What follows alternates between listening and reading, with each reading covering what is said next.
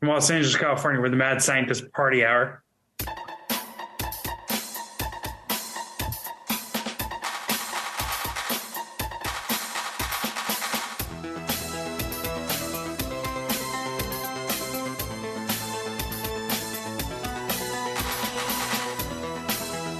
Hello there, friends!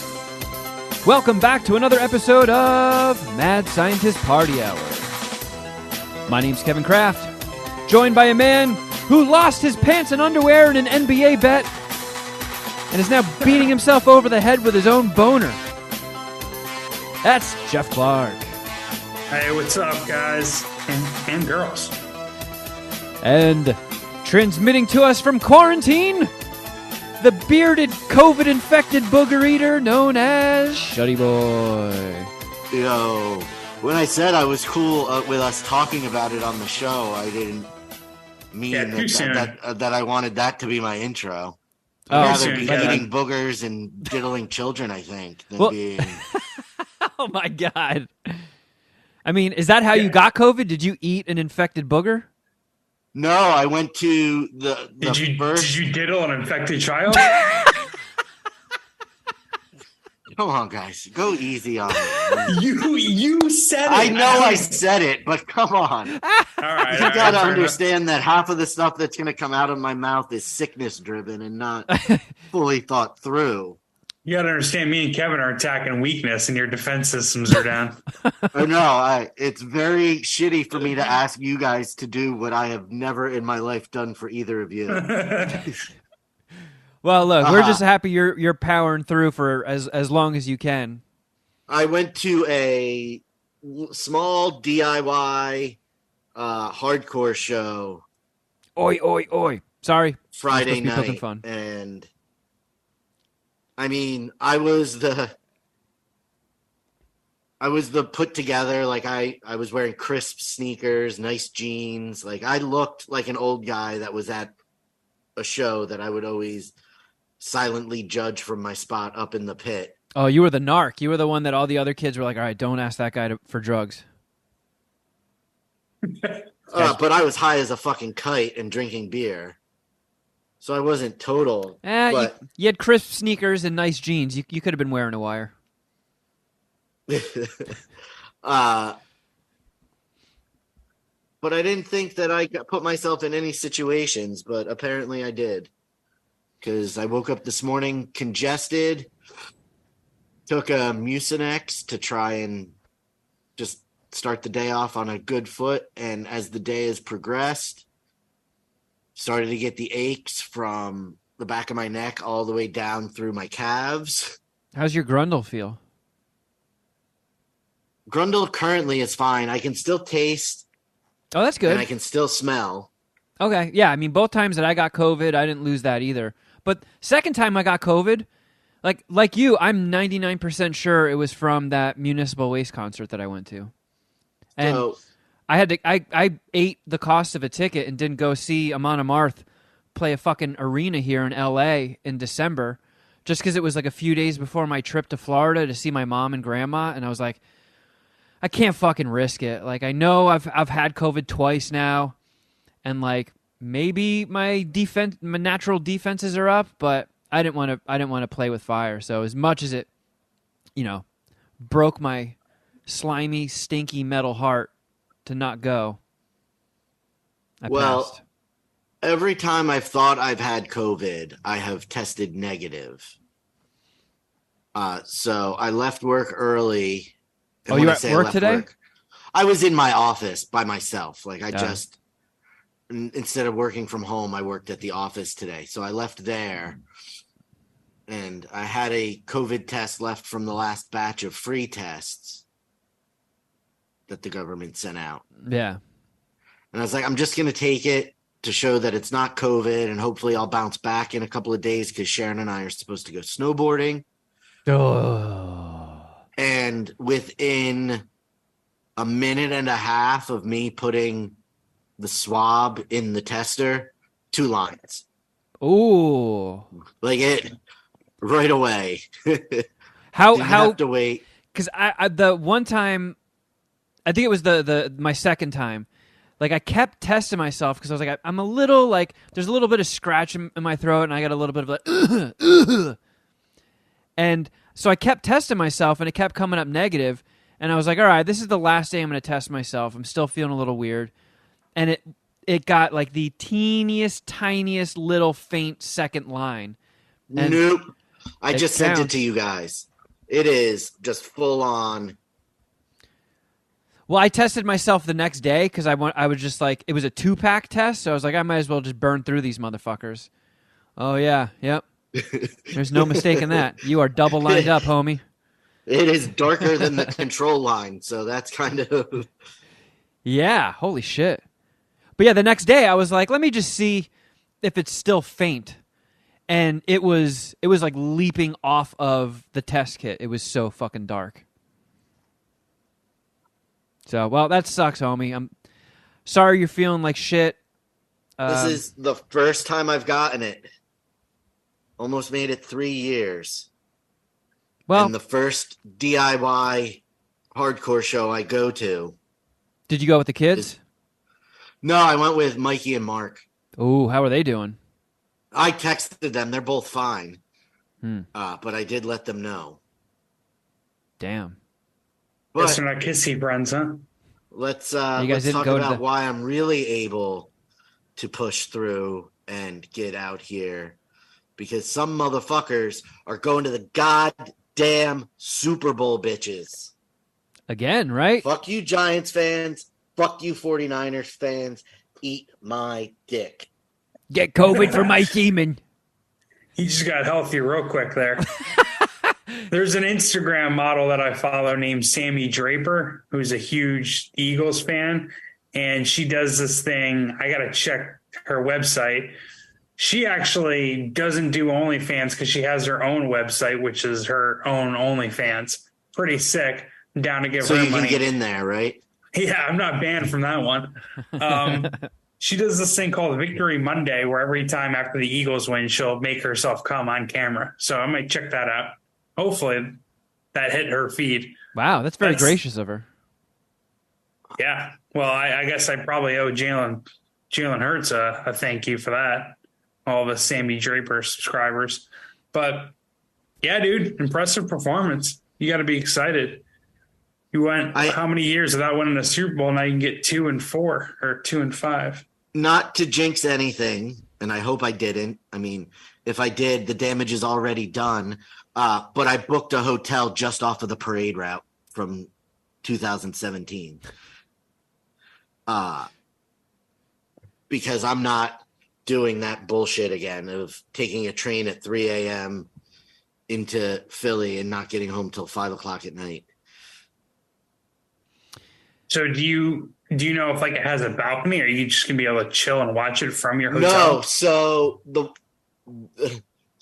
hotels that have a balcony right on the parade route, I did this right after the game ended last night. All those rooms were already booked, and they were extremely expensive. And the rooms in that hotel also wanted you to cancel before Sunday, the 12th. Okay. If you guys were to win it, the Super Bowl parade would be the Tuesday or the Wednesday? 5 years ago, it was a Thursday. Oh, no shit. Okay. So it was like a blowout, right? The Eagles win. You guys got like a really high points. 31-7. It was a bloodbath because we took out 2 of their quarterbacks. In the same game? Same game. Their 3rd and 4th string quarterbacks got taken out by injury on sacks. Yeah, they pretty much didn't have anyone that could throw a forward pass for like more than 5 yards. 25 minutes of game time. Yeah. Yeah, dude. Tore the one guy's elbow and then concussed the other guy. It was old school football. I loved it, to be honest. What was I made a prediction last week, right? You did. You predicted that the Queefs would beat the Bungholes. Yeah. But you predicted a score of 30-21. So you got half of your prediction correct. Just the team winning? Just the winning team, yeah. I didn't do anything with the points. It's hard to land exactly on the nose with the scores, but you did go over the total and it stayed under. So, However, the only team that wasn't within spitting distance of the score you picked for them was, in fact, the Queefs. Yeah. The Bengals did only score 20. The Queefs scored 23. My powers might be manifesting. yeah, My sports ball powers. Your little poop sports model just didn't factor in Patrick Mahomes' injury big enough. But next year, I always forget to do that. Yeah, you got to upweight the injury into your model. Hopefully, you'll get it right for the Super Bowl. Are you going to pick against Shuddy's Eagles? I mean, I know there's a lot of research you got to do on your end before you're ready to make an official selection. But no, I already did what it. are you leaning towards? I already did all my research. What's the poop model say? So, on one hand, I have Shuddy Boy and the Eagles, and on the other hand, I have Richard Christie and the Queefs. And one of us is more important to your life at this moment than the other one is. And but only one of them has COVID. You don't want to go near the COVID guy. I think I was as soon as the game ended, I got a notification from the Philadelphia Eagles app for travel packages to the Super Bowl. $11,000 per person with airfare and hotel. Oh, what a steal. So you could secure some of that financing for John Cooper and just funnel it over. We could shoot some content while we're there for the movie. And we should report from the Super Bowl. Yeah, there are tons of football scenes in John Cooper.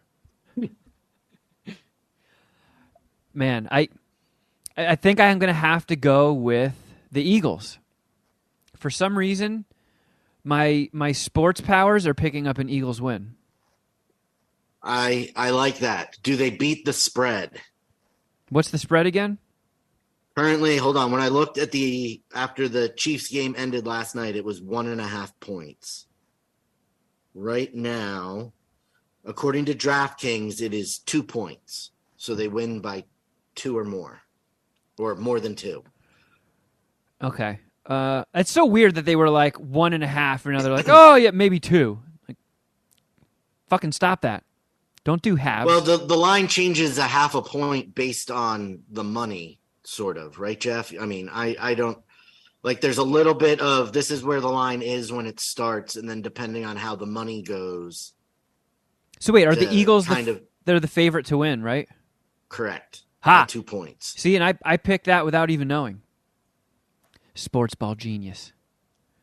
I think they're going to beat the spread. Yeah, they opened up as a slight underdog. So if you're waiting by your computer and you had your poop model all ready to go, you could have got a good price on it. But now I got to lay 2.5 points. It's 2.5 currently. Really? I think I still think the Eagles are going to beat the spread, but it's going to change between now and then, right? Yes. So depending on if practice injuries happen or God forbid COVID, somebody gets COVID. Yeah, there's always crazy scenarios. Super Bowl week, like someone usually does something stupid. I don't know if it'll affect the betting line, but I think the San Diego Chargers 49ers Super Bowl. Maybe not. I don't know who I'm thinking of, but there was some Super Bowl where a guy went to Mexico like the night before and got arrested. Oh my God. And couldn't play in the Super Bowl. So it wasn't a very important player, but shit like that could happen. Information will come in about Patrick Mahomes' injury and the line could move a little bit. I think it'll stand pretty much where it's at. It might go down a little bit. That was the Buccaneers and Raiders Super Bowl when Barrett Robbins disappeared to Tijuana. That's what it was in San Diego, right? Obviously, he just drove. Yeah. That's what it was. So, Shuddy, let's just say, because I know sports people are super superstitious, and they'll wear the same jock strap, or they have these stupid rituals that they think helps the team win. If the Eagles going to the Super Bowl hinged on you getting COVID, is it worth it? Every fucking day. Fucking kill me with it. Go. I don't want to go that far, but Well, congrats, Shuddy. It must be a bittersweet day. Well, how long do you have to wait? When's the Super Bowl happen again? 2 weeks from yesterday. Oh, shit. Yeah. So the Pro Bowl games are this weekend, and then the Super Bowl. Is there any point or any part of you, Shuddy, that's kind of relieved that you got COVID? I mean, I know it's fucking up your snowboard trip, but like the couple times that I had COVID, it came very close to ruining going to see my family for Christmas and stuff. But yeah, I mean, and it's keeping us from going snowboarding 35 minutes from the house. Like we didn't have, we don't have. It's not like it's ruining a trip to Vermont or yeah, an actual Spain. snowboarding trip. It's fucking up like 3 hours at a local mountain. Like just of me trying to get my feet back, not back under me because I wasn't good when we went last year, but trying to, that's all it is. So it's not a huge bummer. It just sucks because Sharon said, Draven asked last night if we had anything planned this week. And I was like, yeah, we're going snowboarding this week. And Sharon's like, after last week, don't say anything that's going to jinx it. Oh. Yep. And then here I am. Well, the only reason I ask is because, I know yes. I know you're hurting, and I know it sucks, and it seems like when you actually have COVID, the mornings are easier, and then as the day goes on, it gets like tougher and tougher. So, like I've drank 1.5 of these already. It's is that 50 poop? ounce water. Is that diarrhea? No, it's water with Kool-Aid flavor enhancer in it. That's what every website says when you get COVID. Drink lots of Kool-Aid. That's the hoodest shit you've ever done, Shuddy. I'm proud of you. But it's water. It's water. And it's got 0 sugar. But I feel so dehydrated. Oh yeah. I mean, if you like stay steady chugging that shit, it does make things easier staying hydrated. But I mean, once you get through this, then you've got that, window of immunity where you're just like, I got fucking superpowers. Ugh. Spit in my mouth, people of Philly. Let's go in the mosh pit at the next DIY hardcore show. Like both times after I finally got on the other end of COVID, I was just like, oh man, I'm gonna French everybody. No, you never Frenched me. I just Frenched your butt. We promised not to talk about that. Yeah, my bad. Well, Shuddy, while we have you, because who knows, things could go south as the shows we're recording go on. Could take a turn for the worse. While we got you, shall we make our Oscar picks for this year? I guess. They got all the announcements happened, I guess, last week, the day after we recorded. And I don't know how closely you guys have been following it.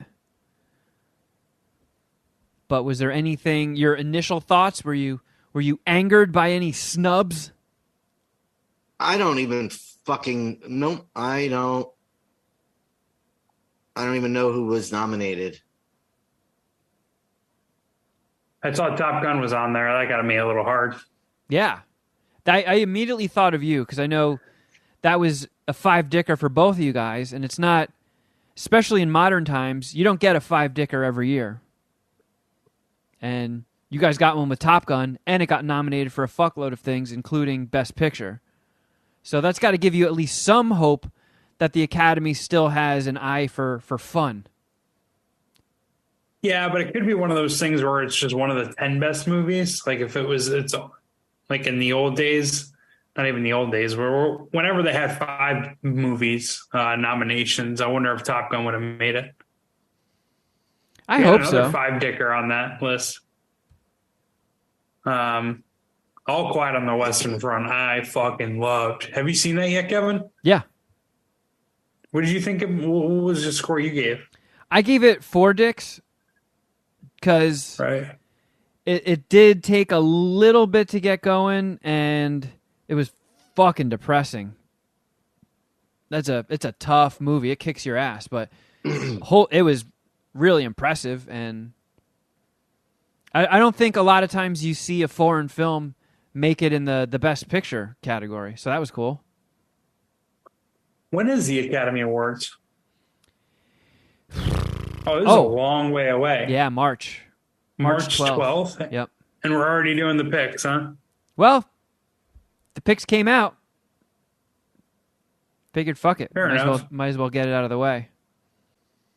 Where do we start? How many categories do we pick? I forget usually. Are you tracking this too, Kevin, or do you want me to track it? I'm throwing them in a note on my phone. I'm not doing the Post-its. You guys would be proud. I don't know what's more reliable at this point. That's a good point. I mean, I feel like we always do 10 picks, and then we have a tiebreaker just in case. Then we're not allowed. So we can double up on picks, but for the tiebreaker, everybody has to pick something different. And I picked a category that's kind of like more technical and kind of a who gives a shit. So it'll make it easier for us to not double up.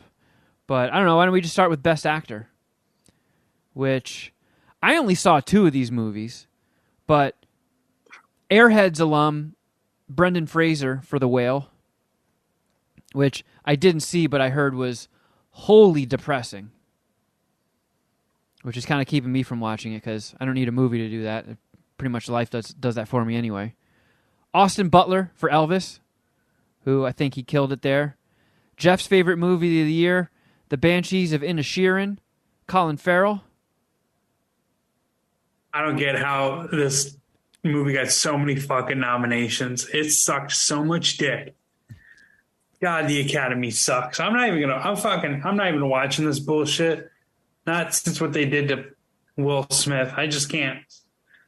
I don't have it in my heart to forgive the Academy. Not until Will Smith is back up there.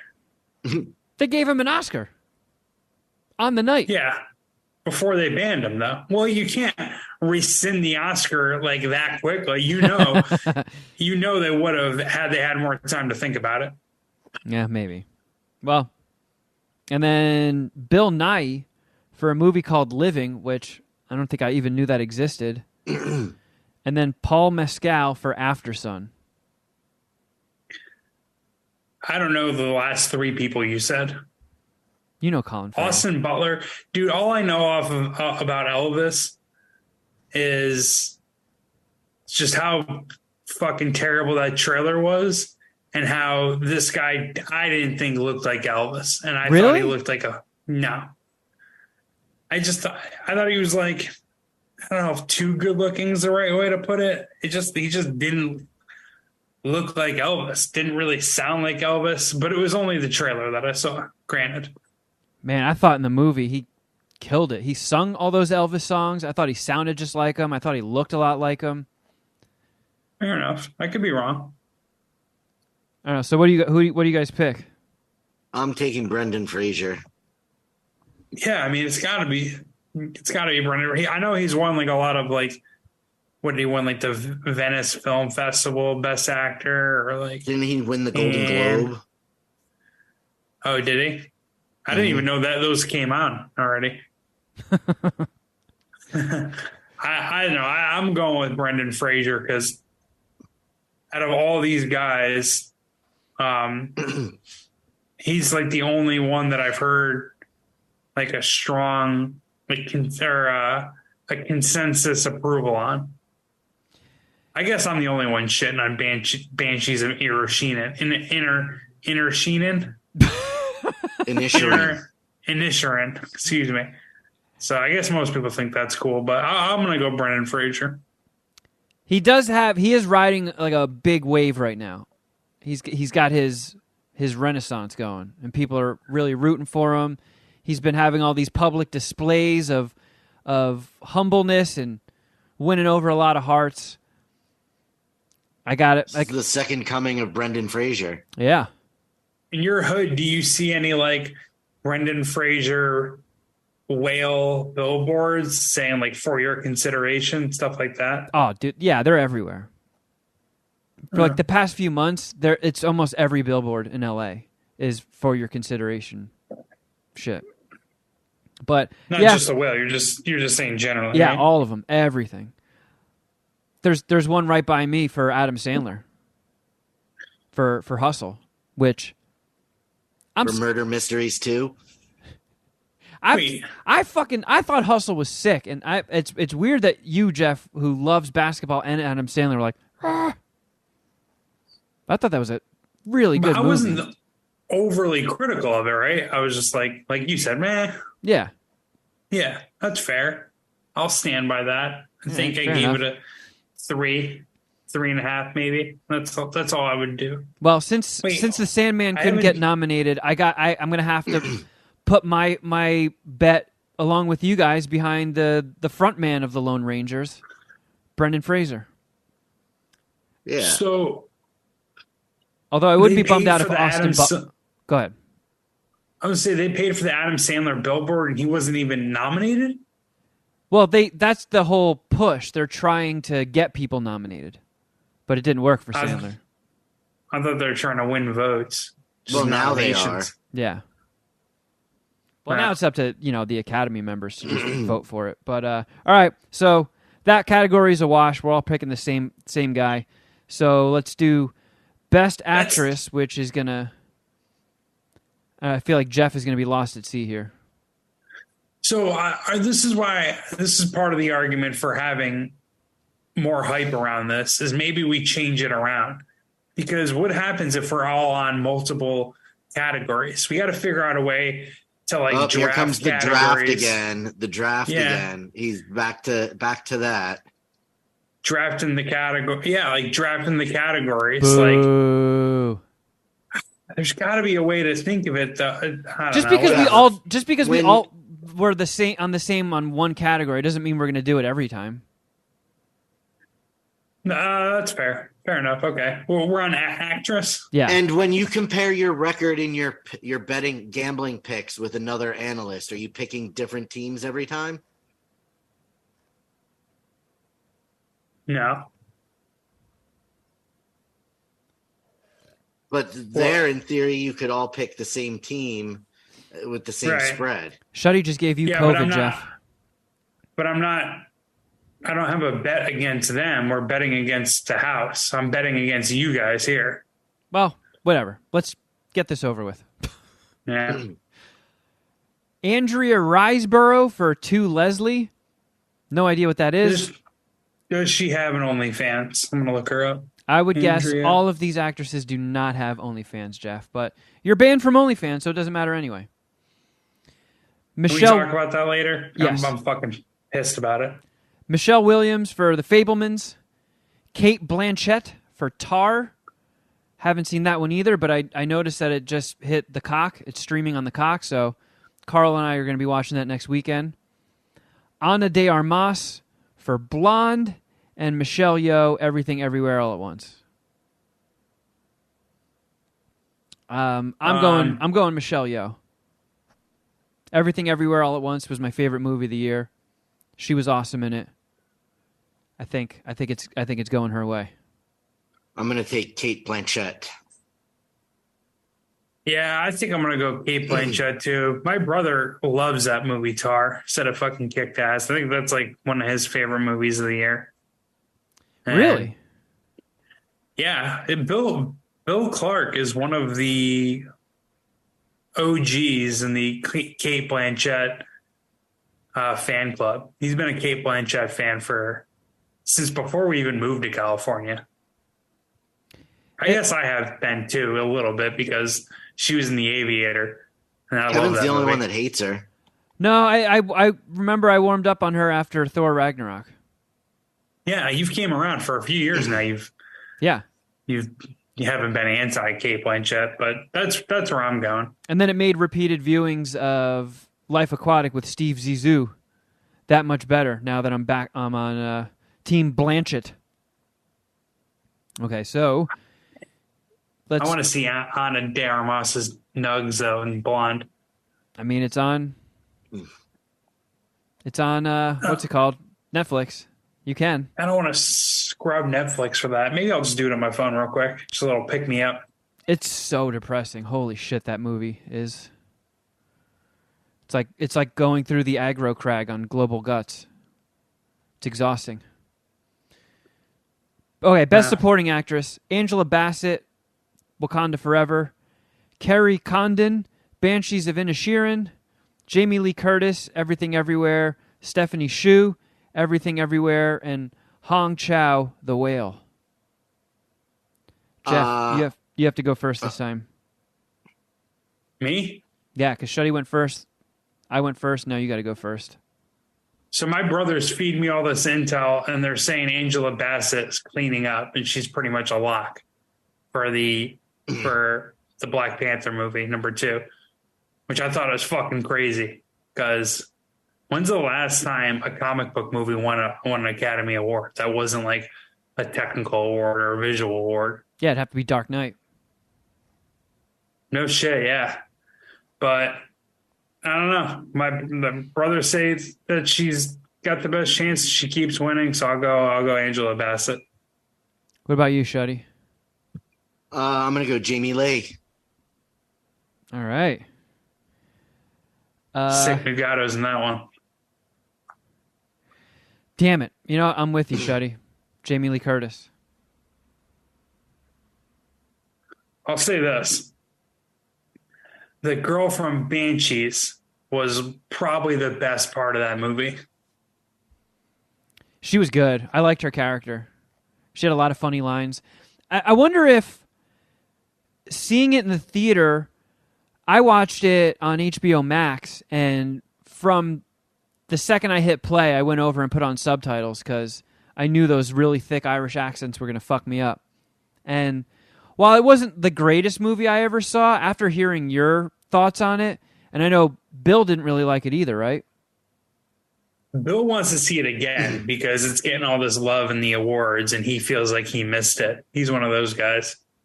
Well, I just thought it wasn't as dry and boring as I thought it would be, but once it was just Brendan Gleeson's like, yeah, I don't want to be your friend anymore because you're kind of annoying, you're kind of a tool, and we're trapped on this tiny Irish island together, but if you keep talking to me, I'm going to chop my fingers off. I was like, oh my God, that escalated fast. Spoiler alert. It's in the trailer. But made me laugh my dick off, that part. I thought that was pretty funny. So I don't know if I'll watch that movie again, but I'm glad I watched it. It didn't knock my socks off or anything, but it was enjoyable. Okay, so I don't remember you scoring it. What did you give that? It might have been a 3. So Best Supporting Actor doubles up on the Banshees with Brendan Gleeson and Barry Cohen. I'm not exactly sure how you say that guy's name.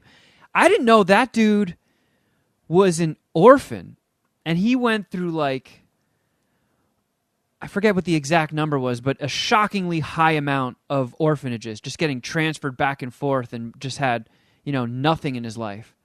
And just worked his way up and is now an Oscar-nominated actor, which is pretty fucking cool. And that guy takes some weird-ass roles. Like his cut scenes from the Batman as the Joker were pretty fucking sick. But, what did I do to my Google? Never mind. Judd Hirsch for The Fabelmans, which is weird because he's pretty much in only one scene. Brian Tyree Henry for Causeway. Never heard of that. And Ke Huy Quan, Everything Everywhere All at Once.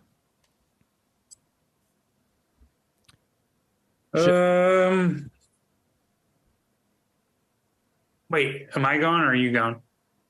Didn't I pick Angela Bassett? I think it's Shuddy's turn. I'm going to go Ke Huy Quan. Same. I want some short round to get an Oscar. Yeah, he's another person that's just in the spotlight for just, like, everybody is in love with that guy. Just all of his little video clips are all just so charming, and people are screaming at the top of their lungs about him. And I think an interesting side story on that is, he was Data in the Goonies, and the kid that played Chunk, Jeff Cohen, just retired from being an actor when he was really young and studied to be an entertainment lawyer, and he's been an entertainment lawyer ever since. And I think he was the driving force to get Ke Huy Quan on Everything Everywhere All at Once, and now he's just in really high demand. It's a pretty fucking As he cool, should be. pretty fucking cool story for somebody who's been a lifelong fan of the Goonies. What do you think, Jeff? I'll go off course here. I'll go with Brendan Gleeson. I fucking like that guy. Braveheart is a Clark classic. Five Dicker, he's in that. He's also in Bruges, another Five Dicker, another spacing out on the name. Same director for Banshees. 28 Days Later kills it in that. Has he ever won an Oscar? I don't think he has. I don't think so either. This might be his first nomination. That can't be true. Maybe you're right. I'll Google it real quick. He's due for one, I think. Yeah. I mean, he's been in so much shit. Like, so much. According to his IMDb. He did get nominated. Or wait, is it just... It's just including this. So I think this is his first Oscar nomination. Sure. Right. He's in Joker, the second Joker. No shit. Kind of worries me that they're making that into a musical. What? What? Yeah. You just... Wow. That's what they're saying. They're saying it's supposed to be a musical. You think he's just fucking with people? What's his name? Todd Phillips? I hope so. I really hope so, because, man, is that an uphill battle. For real. Yeah. Like, not a musical guy. I don't think there's a single musical I'd actually really approve of, if I'm being honest. Yeah, I'm scrolling through this dude's Wikipedia real quick. I guess the Braveheart's the first one that I really remember from him, but yeah, I'll go Brendan Gleeson. Okay. Best director is Martin McDonagh, Banshees of Inisherin. Todd Field for Tar. Ruben Östlund, Triangle of Sadness. Weird-ass movie. Very strange. Daniels for Everything Everywhere, and Steven Spielberg for The Fabelmans. Is this me? Everything. Oh, yeah. Go. All right, I guess we're on the same wavelength, Shuddy. Going the Daniels? Yeah, me too. Ah, damn it. Is this the regression point? Wait, wrong game. Hold on.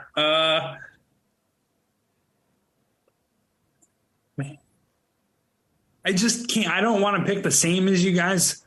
But you also don't want to lose a point. And I know it's kind of between these guys and Steven Spielberg, and I really don't want that bitch to win, even though he is a Long Beach guy. And the Spielberg's responsible for some of the fucking greatest movies ever made. And I thought The Fabelmans kicked ass. Oh, you're saying that I shouldn't be anti, like, Steven Spielberg. That's not cool. That's fair. He's given us so much, Jeff. He is an icon. I'm not trying to diminish him. I just don't think it's fair that he's doing these gay-ass movies at the end of his career just trying to get one more award when he doesn't need it. He's one of the 5 most important filmmakers ever by time when he dies, or once he now currently, but he'll always go down like that. I'll go with the Daniels. All right. Are they boyfriend? Is it like a Last of Us thing? Oh, no. You just gangbanged everything everywhere at once. I gotcha.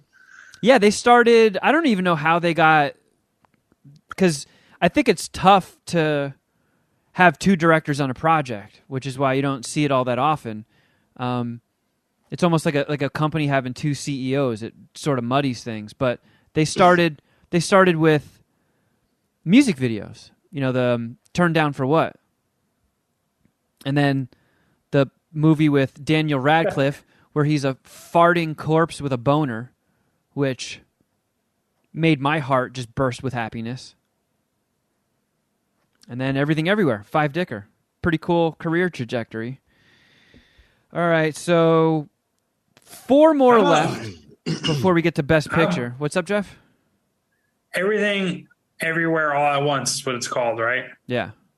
I remember you being so excited about reviewing that movie and how awesome it was. And it is kind of interesting that it's being nominated because movies that come out that early in the year aren't usually nominated. Yeah, sometimes people just forget about them. I feel like they have to kill it even harder to make it this far, if that makes any sense. Yeah. That's how you knew like Heath Ledger put on one of the greatest performances ever. Because that movie came out like what, fucking January, I think. That sounds about right. And then it showed up on the awards the next year. Yeah. So what's the next category we do? Original screenplay, Everything Everywhere, Banshees of Inisherin, Triangles of Sadness, Fabelmans, Tar. I don't know. I feel like based on everything that I've picked up and based on what my brother's telling me that this is me, right? Everything Everywhere All at Once is probably going to clean up these awards. I have it earmarked for like director, screenplay. I don't know how I feel about Best Picture, but I'll go with screenplay here. Everything Everywhere All at Once. What about you, Shuddy? I'm also doing that as well. That's the only one other than Top Gun Maverick that I've seen, and I just don't imagine there's a world that we live in where Top Gun wins. You got to have Oscars. hope. You got to have hope. All right, that was a one wash. of the screenplays, right? No. It's adapted. This is original. Oh. Yeah. Are we doing adapted? Yep. So, all right, that category is a wash, but adapted is Living, which I haven't seen. Oh, wait a minute. Top Gun Maverick, Women Talking, Glass Onion, All Quiet on the Western Front. Jeff, you are split between two five-dickers. What do you do? I know. What do you do? I can't believe I'm going to knife Tom Cruise in the back. But I think I'm going to knife him in the back. Oh! Because All Quiet on the Western Front is like one of the best books of the 20th century. You know, it's like I think we had to read it in high school, and I just remember it being like a super important book. Yeah. I'll go with that one. I'll go with All Quiet on the West. Wait, I'm not first, I don't think. So I kind of jumped ahead. Whatever. Yeah, it's logged. Shuddy, what about you? In adapted screenplay, I will take Top Gun. Ooh, Shuddy, staying Nice. true to his Top Guns. I'm gonna zag. His Top Guns. I'm picking a weird one. I'm gonna go with one of the ones I didn't see. I'm gonna go with Living. Okay. Living with AIDS. I really hope that's not what that movie's about. No, I don't even. I've never even heard of it. Let me look it up. Oh shit, I lost. Okay, so best animated. Where the fuck did it go? Oh, poops. Oh, poop. Ha! Turning Red, Pinocchio, Marcel the Shell, The Sea Beast, and oh wait, I think we even have a thingy for this. Puss in Boots? Puss in Boots got nominated. Puss in Boots? I think I'm gonna go with Marcel the Shell. I got a feeling about it. The director, Dean Fleischerkamp, I worked with that guy when I worked on Brody Stevens' reality show for Comedy Central, which is really weird that he's now getting nominated for an Oscar. Not weird, it's just crazy. So I'm gonna pick that one. What's the category again? Animated. Okay. What about you, Jeff? Puss in Boots is one of them. Yeah. I'm sorry. Go through the other ones real quick. Turning Red, Guillermo del Toro's Pinocchio, Marcel the Shell, Sea Beast, and Puss in Boots? I'll go. I hate him, but I'll go Guillermo del Toro's Pinocchio. Okay. It's a popular director, popular story. I'll go with that one. what about you, Shuddy? I'm going to go Marcel the Shell. Okay. All right, we've got one category left before we go to Best Picture. And I only included this because, Jeff, you're such a dork. But Best Documentary? Do you have any intel on that? No. What are the nominations? In all honesty, I haven't heard of any of these. Should we scrap it and just do Best Picture? It's All That Breathes, Fire of Love, All the Beauty and the Bloodshed, A House Made of Splinters, and Navalny? I have nothing to say about any of that. I've never seen any of those movies. Interest in any of these. Yep. All right, let's scrap it. So Best Picture, 10 of them, as per usual, or the modern usual. Top Gun, Women Talking, Everything Everywhere, Banshees of Inisherin, Triangle of Sadness, The Fabelmans, All Quiet on the Western Front, Avatar, Elvis, and Tar. Avatar and Tar. Yeah, Avatar, it did it again, right? Didn't it make like billions of dollars in the box office? Yeah, I think it accomplished its goal of making its fucking $2 billion back. Wild. This guy just doesn't fucking miss. Unbelievable. He gave us The Terminator. I'm not hating on James Cameron. It's just once you read about the budget and considering I've never heard anyone be that excited about Avatar 2, the fact that it's in the black. It's in the black is super impressive. I'm gonna go. Who's the first pick here? I'll just go. I gotta go with my favorite. My favorite movie of the year got nominated. I gotta follow my heart. Everything Everywhere. I feel like I gotta follow your heart too, Kevin. You've been on this for a while. My brother's telling me that it's winning all these awards. They said it was the favorite. It's a cop out, but if you're allowing me to pick the same shit as you, I'll just take that one. It's allowed, but you're not picking either of your five dickers, Top Gun Maverick or All Quiet on the Western Front.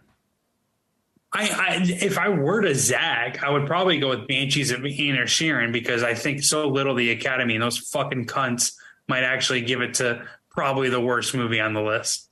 I haven't seen several of the other ones, but that movie was such bullshit. They'll probably win. What are these fucking guys talking about? They sound like leprechauns. Yeah, it's all cute to do an impression of me, but you agree. You put on the goddamn subtitles. Fucking ridiculous. Yeah. I struggle sometimes with accents.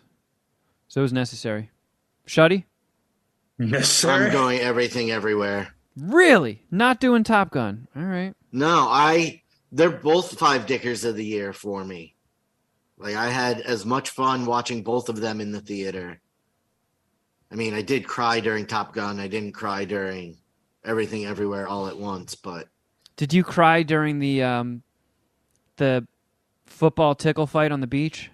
The dog fight football game?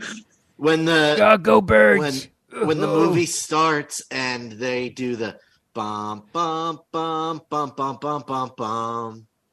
Oh, God, they're playing it. Bum, bum, bum, bum, bum, bum, bum. Yourself, huh? Tears. Right at the beginning of the movie. Oh, God, I lost my virginity to that song. Just like yesterday when the Eagles ran out from the tunnel onto the field before they stomped on the San Francisco 69ers. That's a good one. I like that. Did you cry at the end of the game, too? Kevin will remember that team name forever now. Yeah. Shuddy, all we have to do is no, because as I've said to a couple of people that this is different than the last time. Like, this felt like where we were going the entire time. Whereas in 2017 when it happened, it was out of nowhere. And I think winning in 2017 made this the expectation, whereas 2017, just beating the Vikings in the championship game was huge. So, Shuddy, you cried when the Eagles ran out to the field, but you knew what was about to happen. You're like, oh, you're going to win. Oh. And then when it actually happened, you were just in party mode. Then I was in book a hotel for the parade mode. Are you going to try to... Is there any way to apply to be in the parade? Could you don one of those carnival outfits? I mean, if our Instagram is to be believed, that all of the support I've given the Philadelphia Eagles through the years means that they owe me a spot in the parade. Oh, we're referencing that again. I mean... Well, Godspeed, Shuddy. They owe it to me, or else they better not give it to anyone else. Or I'm going to go on their Instagram and cause a scene. I'm just gonna transfer my fanship over to the 69ers.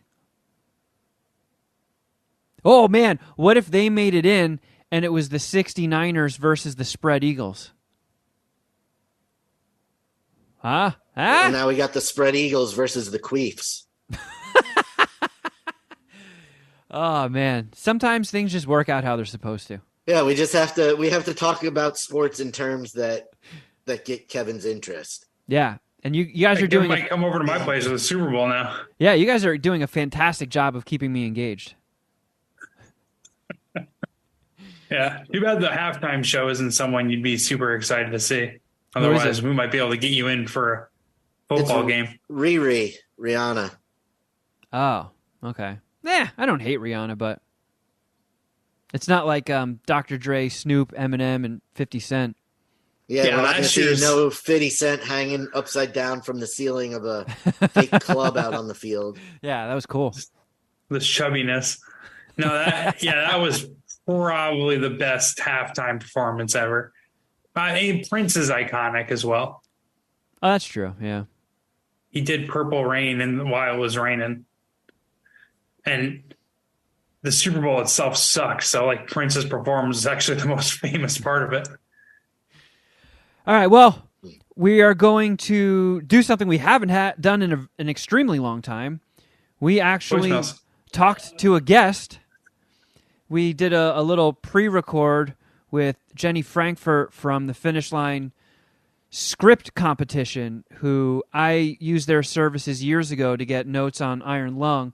And now that things have been moving so briskly with the John Cooper thing, and I know everybody's getting fired up about it too, and I've been hit up by a lot of people asking me for advice. So I feel like the chat we had with Jenny is going to help a lot of people that have any interest in filmmaking or writing or making their own stuff.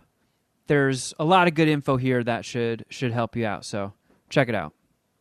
All right, ladies and gentlemen of the Puminati, we are joined by a special guest here, Jenny Frankfurst. Welcome to the show. Hey, guys. Good to be here. And you are with the Finish Line script competition. I am. I created the Finish Line script competition 7 years ago. And I've used it. I actually talked about it a few years ago on the show, and I get hit up often because I've been keeping people updated. You know, people know on the show that I've been writing screenplays since I was a teenager and always been trying to do something, and I've gotten close, and nothing's ever come of it. And now that things are actually moving and I'm going to be directing one of my scripts, a lot of people have been contacting me and asking me how to get their start or for pointers. And after you and I spoke, it felt like a great time to bring you on, because your competition was not with this screenplay. Well, I mean, it was, but the first time I submitted to you guys was for my stoner kung fu movie, Iron Lung. And the notes I got back from you guys they made a night and day difference. It was so huge. It made such a big improvement on my story, and like I couldn't help but reach back out to you guys and tell you how thankful I was. Well, if I recall, you actually made it into the semifinals. Yeah. Because and I remember this really, really vividly, actually, because it was our first year, so everything was much smaller, and I remember a lot of it. And I was younger, and my brain wasn't as messed up as it is now. But I remember you saying to me, I don't think this is your kind of script. Like this stoner kung fu script. And I was like, you know what? it's irrelevant. It's not up to me. You're a really good writer, Kevin. I mean, that was a really good script. Thank you. And yeah, it needed notes, and I'm glad that the notes helped. But regardless of what the genre is, or if it's like, you know, as long as it's not like some disgusting, like misogynistic piece of crap, you know, it's irrelevant whether it's something I would see or whether, you know, it's something I would produce. Let's put it that way. I was telling my son about it, who's 15, this morning, and I was going to be on, and he's like, that sounds awesome. Like, he thought that was the greatest idea ever.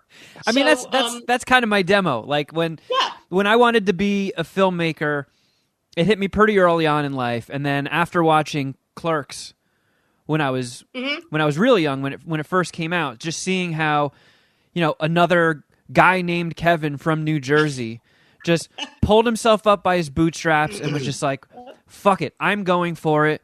I'm just going to, like a bull in a china shop, I'm just going for it. Like, this is my thing. I'm doing it.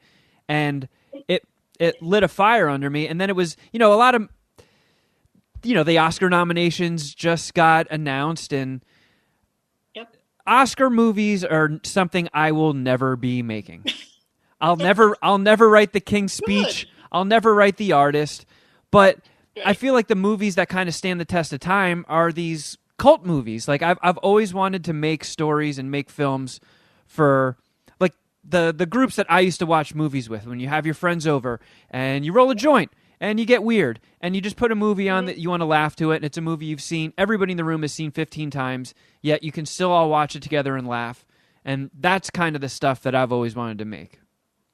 Well, I mean, you know, in your little introduction, you said, you know, well, you know, everything is stops and starts in this business. I mean, the fact that it's taken 7 years, you know, and that wasn't actually the first script that we're talking about, Iron Lung.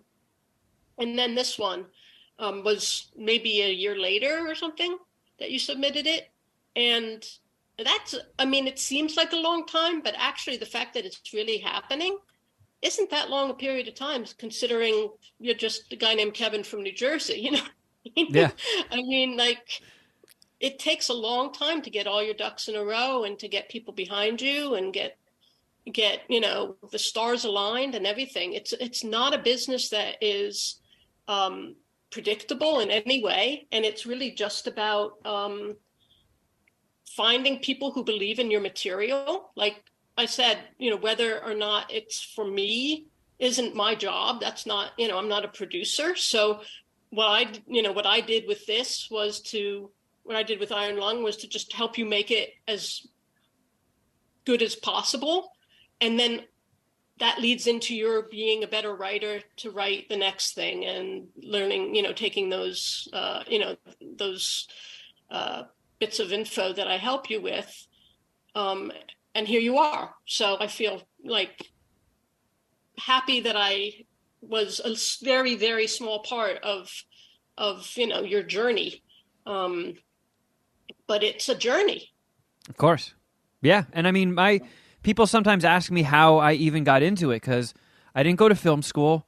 So I'm a bit of an autodidact in the way where when I was young, I was staying with my dad, and he used to live in the Red Bank area of New Jersey, and he took me to Kevin Smith's comic book shop one time when I was young, and they were selling a paperback edition that just collected the scripts for Clerks and Chasing Amy. So he bought it for me, and I sort of just studied it. Like, I studied the way he structured the script, the way you write the action, the way even the indentations on the dialogue and everything. And, you know, before I had Final Draft or anything. So I taught myself the format. I read Save the Cat, which, you know, everybody recommends you read. So that was kind of where I started myself, and that's kind of where I tell other people to, like, find a movie you really like. A lot of the scripts are available online for free. You can just download them and see how the formatting is. You're not going to nail it perfectly, but you can get as close as you can. And then read some books. And when you actually have something finished, I feel like your competition is a huge help, because a lot of people, it's tough when you're only looking at it through your eyes. And when you give it to somebody else, especially people as experienced as you, who can give feedback, and 7 pages of it is a lot. Yeah. That is a lot of help, and it made a world of difference. Well, that's awesome. And by the way, I give this advice that you just gave all the time. The best way to be a better writer is to read more scripts, and to read scripts that you love, and from movies that you love or TV shows that you love, and see how they do it. Everybody steals from everybody. Everybody takes a little bit of that, the way that something is formatted or the rhythm of something, and makes it into their own voice. And, for me, the more I write, the better I write, the better I write as a consultant. Yeah, it's a muscle. The more I read, the more I understand scripts, the more movies I watch, the more, so it seems obvious, but a lot of people feel like there's nothing I can do. I live in Kentucky, or what's going on, we work with people from all over the world, and a lot of our winners are not in Los Angeles, by the way. So it's like, if you've got a good script, it's going to, and you get it out there. That's part of the process, of course. We will give you those notes, and we go front to back. And that's why I think they work, because they're not these vague, like, characters are working pretty well, but they're like, this, in this scene, this is what's working and this is what's not working. And it gives you like actionable ways to fix it. So I'm really thrilled to hear that it helped get you to this place. But the fact is that anybody who has a desire to write should just be downloading scripts and just reading good stuff. Don't read bad stuff, though. Actually, reading bad stuff does help in a certain way, but you have to know the good stuff before you read the bad stuff. Yeah, watch The Room by Tommy Wiseau, and then you can learn all your what not to do's.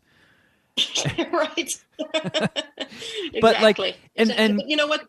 The fact, I'm sorry to interrupt, but the fact is that every genre has its own sort of melody, and a concept like Iron Lung is extremely commercial, and there's plenty of room for those kind of movies, the kind of movies that you want to sit down with your friends and sit back and just chill with. So don't worry about Oscars or awards or any of that crap, because your movies are actually a lot cheaper to make, and they'll probably be seen more than many Oscar-winning movies. And it doesn't matter. You got to not care about what other people think, and you've got to just do something that's really helpful for you in how you're telling your story. That's really, because once you start bringing other people and their opinions and stuff in, you're a mess. Yeah. And you can also, even if you're an aspiring filmmaker, or even if you just want to be a writer, it's never been easier to shoot your own stuff. That's right. You can get a couple $100, go on Amazon, buy a tripod for your phone. 90% of us have 4K cameras right in our pockets. Buy a couple umbrella lights, buy those Ring influencer lights. Buy a little lavalier mic, get something like that. You spend a couple $100, maybe $1,000 tops on Amazon. You've got the gear and everything you need. And then you just write a short, write a feature, write something that you can shoot very small and collected. And then, make it with your friends. You can edit it yourself. iMacs, MacBooks come with iMovie. Very easy to use. You can't get too fancy. There's not a lot of frills with it, but incredibly user-friendly. And then all you do, you put it up on the internet, you send it out into the ether, and you never know. It could catch on. It could go viral. The right person sees it. And, sometimes you could even just shoot a proof of concept for something bigger that you're writing, put it out there, right person sees it, they snag it up, and then they'll fund you to make it into an actual feature. Yeah, listen, every one of your favorite, everyone who's listening, your favorite directors started messing around with short films, Tarantino, Fincher, I don't know who's, like, Boogie Nights was a short film. It's like all of these great Paul Thomas Anderson is who I was thinking of. It is the way to go. And back then they had even less to work with. Yeah. Now it's like you said, there's a lot of stuff out there that's looking, a lot of places that are looking not as expensive as you think it is.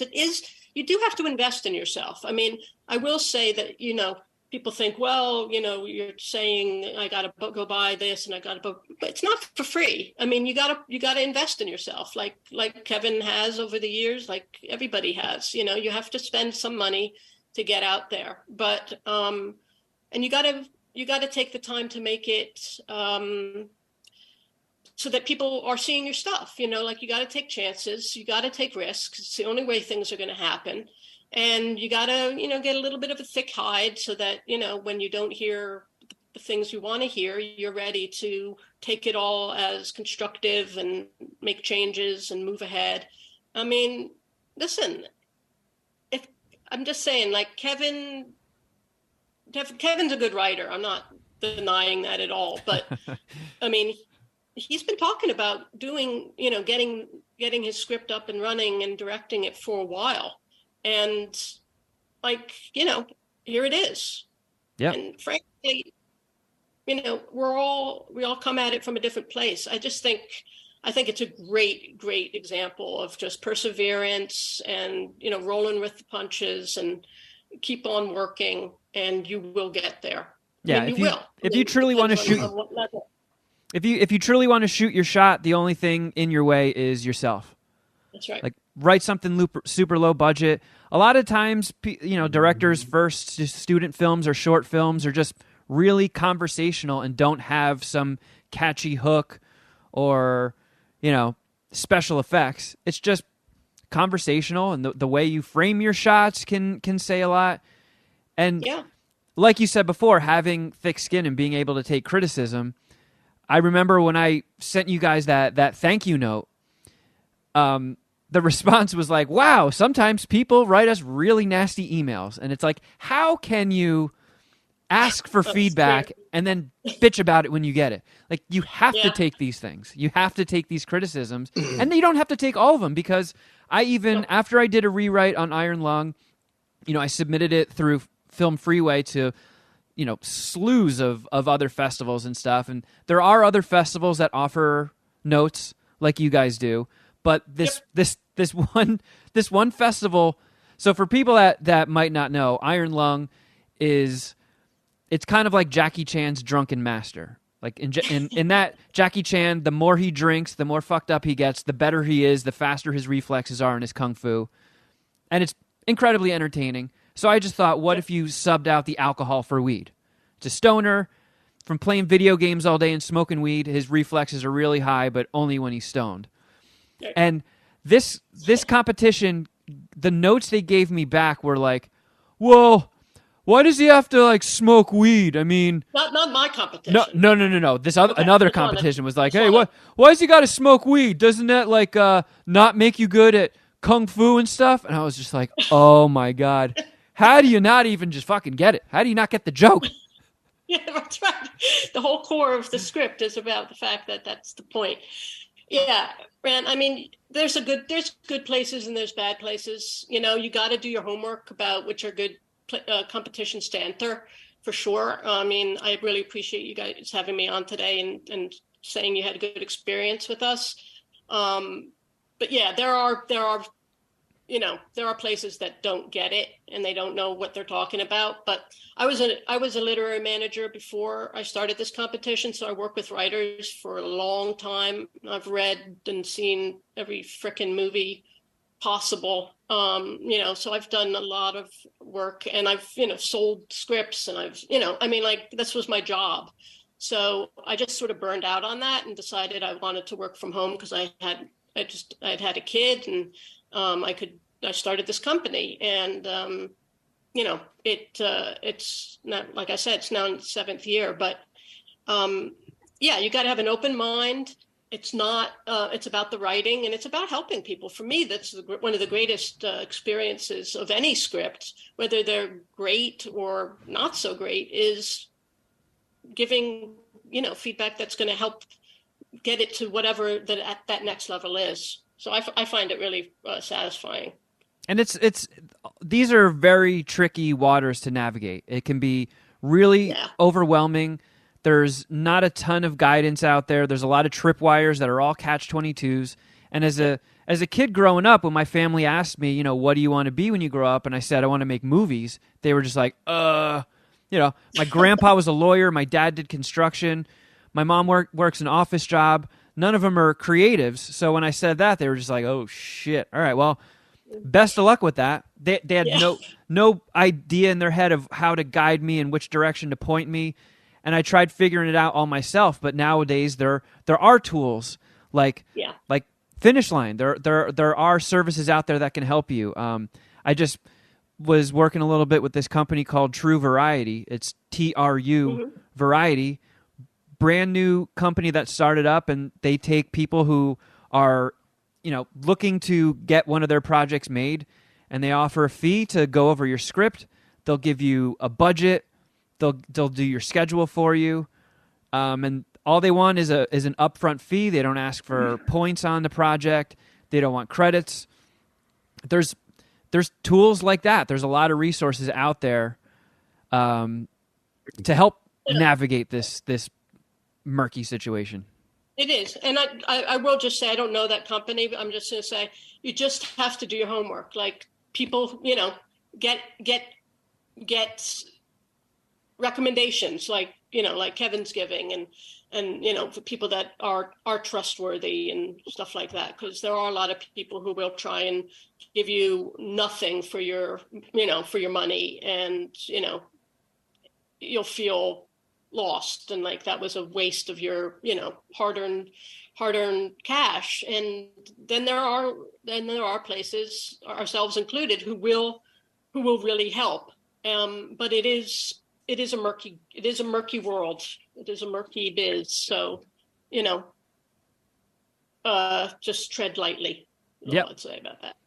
Do your homework, reach out for help, but the only thing that's going to stop you is you. So if you got the drive, if you want to do it, there are ways. And so many people have hit me up saying that they've always wanted to do this. And I'm 40, so and I've worked in radio since I was in my early 20s, and I'm just now making the leap, making the change.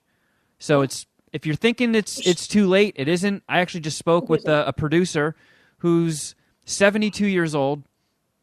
And he wrote a screenplay during COVID, had never written a screenplay before, and it got made. It's finished, it's produced, It's got a star-studded cast, it's in festivals, and he was 72 and did it. So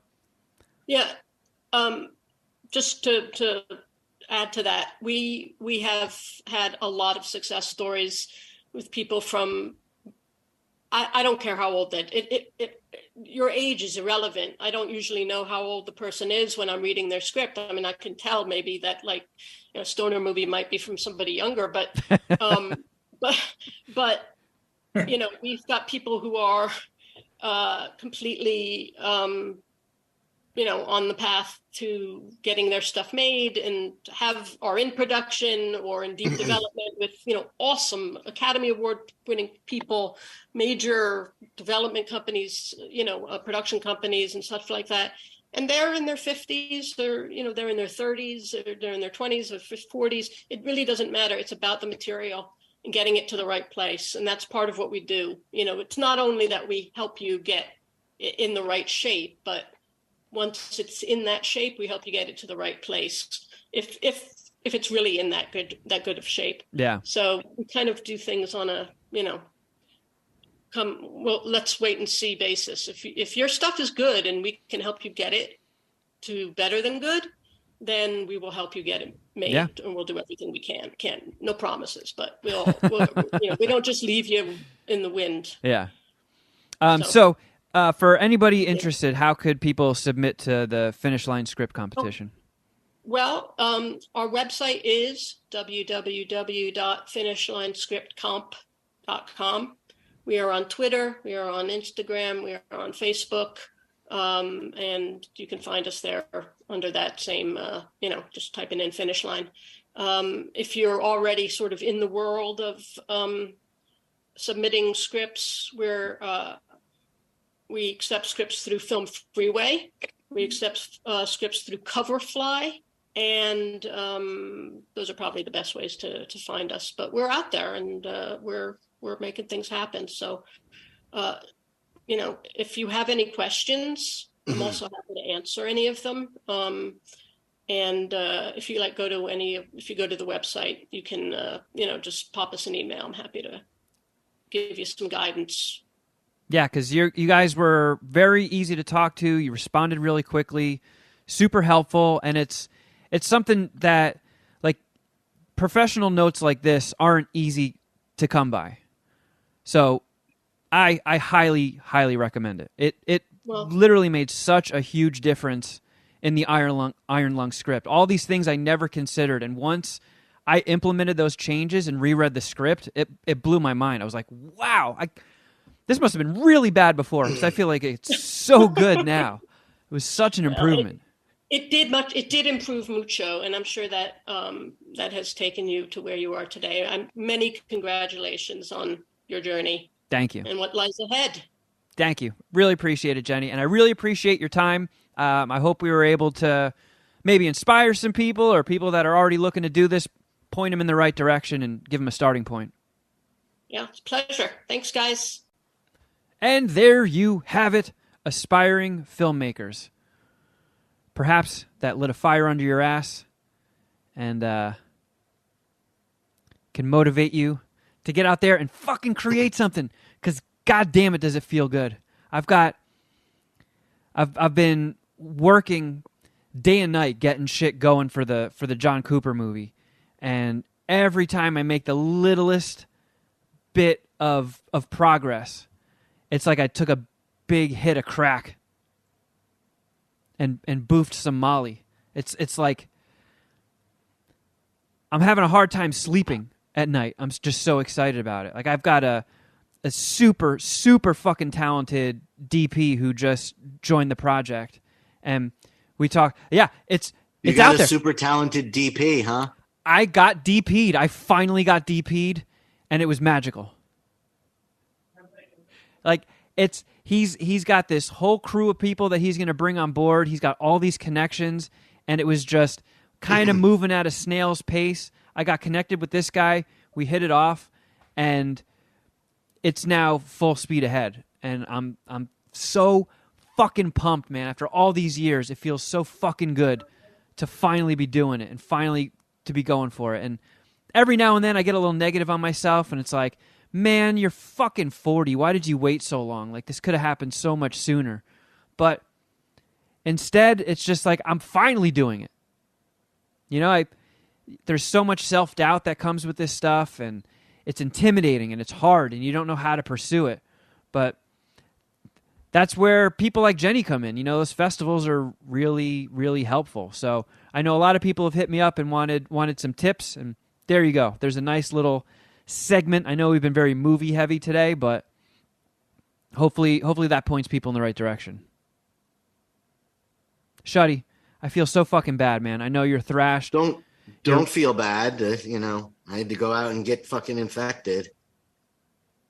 It bit us all. Dr. COVID cherry. Yeah. It doesn't feel as good as the last time I popped my cherry. Oh, when you got DP'd? That has never happened, thankfully. Well, and will never. We're gonna. If that has happened in my life, something has gone terribly awry. Oh God! Please like and subscribe. Ouch. Well, Shuddy, I know it's been pretty torturous for you to power through and make it this far, and I know it's just getting worse. I can tell you're feeling like dog shit. So we're gonna wrap this up here and let poor Shuddy Bear get his rest in, bundle up. I know you're freezing your dick off.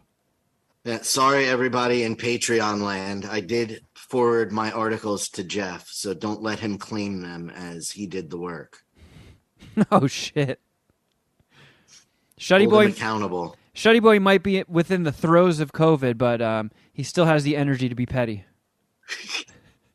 Still got some zingers. Listen, I've got till my dying breath. I've got to be piss and vinegar. Yep. And that's why we love you. But yeah, Jeff and I are going to keep the party going over in Patreon land. So if you want to check it out, patreon.com/Mad Scientist Party Hour. And yeah, it's got all of our specialty shows up there. Tons of content going up every week. So check it out. You will not be disappointed. Enhance your life, friends. You can also follow us on Instagram. Oh, Shuddy. Sorry. No, go do the social media. I apologize. I should have waited. You usually have not been throwing to me when I actually have something to say, so I didn't. Well, let's get it out of the way now so I don't forget.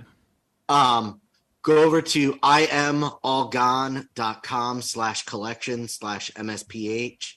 We've got the Putty, the All Seeing Poo t-shirt, Poozies, Poo necks, and there are still some Poo-Tang Clan shirts left. Oh, shit. Yeah.